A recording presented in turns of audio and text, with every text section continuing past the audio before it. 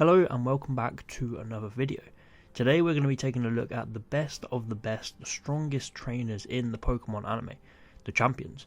And yes, this is strictly the Pokemon anime and how strong, strategic and dominating they are in their battles. So the game counterparts won't be included or used to determine the list. But let's get into this and I hope you enjoy. Coming in last place is Wallace. I think it's only fair to have Wallace in last as I really think his main attributes are contests. He was shown to be this incredible performer and even had his own damn competition named after him. We never see him go full out in a battle as the champion, we more so hear about his dazzling performances.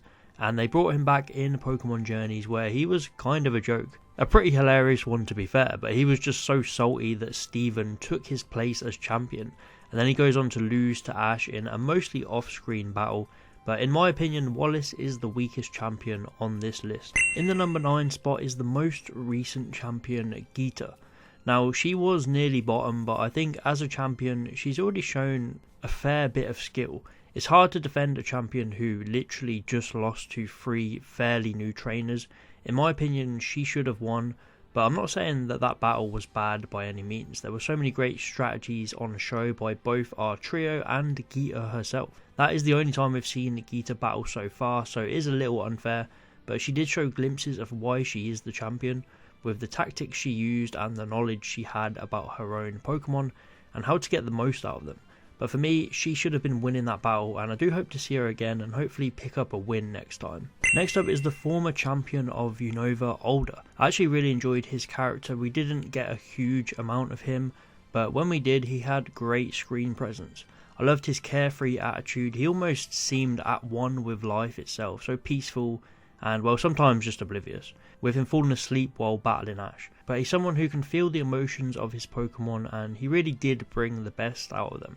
We didn't see him battle too much, but when we did, it was always memorable. In the number 7 spot is Iris, our lovable main character who replaced Alder as the Unova champion. She's just so much fun to have on screen, and her development is some of the best in the Pokemon anime. Sure, a lot of it wasn't shown, which was a bit disappointing, but throughout Black and White she's always getting stronger. She has real connections with her Pokemon and with dragons, and her focused episodes were always some of my favourites. And them bonds is what have pushed her to become champion and pushed her power to higher limits. Her battles are always explosive, and I absolutely loved how she pushed Cynthia to her limits. She was one of the positives for me in Journeys. Into number 6 we have Steven Stone, the Hoenn champion, and my personal favourite. Steven no doubt has immense power, especially being able to mega evolve his shiny Metagross. He can do some damage. But I think we really haven't seen him in enough one-on-one battles in the series. I don't think the battle with Ash helped his cause that much.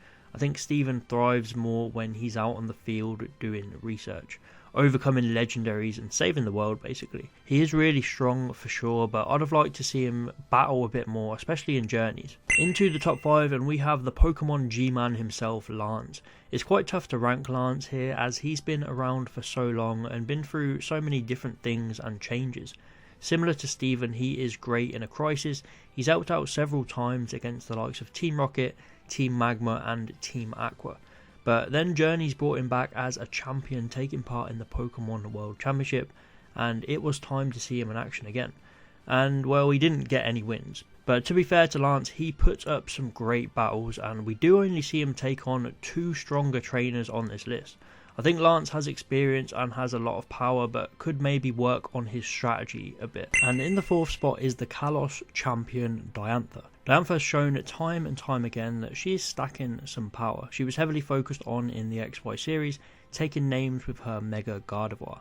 She helped out in the Kalos Crisis, and then she even came back in Journeys for the Pokemon World Championship, where she made it to the top 4, so naturally she is in 4th.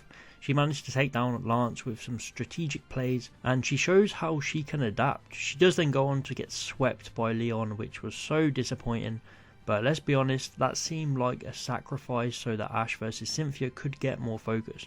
But overall, she's strong, she's cool, calm and collected, and she's one of the best champions in the anime. In number 3, before you all get mad, hear me out, it is our boy Ash Ketchum. Yes, I know that he is the current world champion and has defeated the 2 trainers above him, but the one thing he doesn't have going for him is the longevity. other than the 25 years in the anime, but we're talking about in world time, and the two champions above him have been at the top for way longer than him. Despite Ash beating both Leon and Cynthia, I still don't think it's right to say he's more of a complete trainer than them. Besides, they were both very close battles and could have gone either way. And in Leon's case, he let Ash use all three gimmicks. Ash probably wouldn't have won otherwise. I'm not taking anything away from our boy, he is one of the greats now, and he was destined to win that competition. But let's be honest, he was the underdog and he claimed a snatch and grab victory.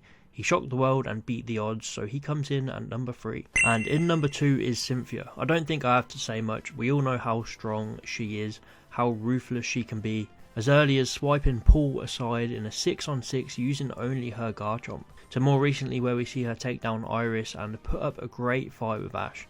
And yeah, I have her above Ash more so because that battle really could have gone either way, and I don't think Ash is out and out stronger. Cynthia has more experience and has been at the top for longer. I think if Ash maybe got another series where we saw him as the champion, taking down challengers, then maybe he would be number 1. But Cynthia is one of the strongest trainers in the Pokemon world, and I think she deserved the number 2 spot. But coming in first place is of course Leon. This man is an incredible battler. He lives for the joy of the battle.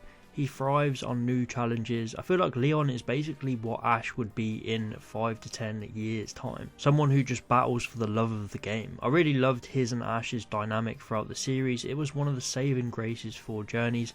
I do wish we got more from them both, honestly. But with Leon being unbeaten for how long he was, taking down trainers like Lance, Raihan, Alan, and then completely sweeping Diantha aside, the anime made him some force. And yes, he lost to Ash in the final. Our boy was always going to take the crown, but Leon literally bent the rules of the game. He let Ash use all 3 gimmicks, and I think without that it could have gone a bit different. I think Leon was ready to be taken down at this point. Like I said, he lives for the thrill of the battle, and that's why he wanted Ash to push him even further. But overall, Leon is the strongest champion in my opinion, and he embodies everything that a champion should be. But that is it for this list. Tell me where I'm wrong and give me your rankings. Remember, these are all just the champions from the anime, not the games. But I'd love to hear all of your thoughts. Please like and subscribe if you enjoyed, and I'll see you next time.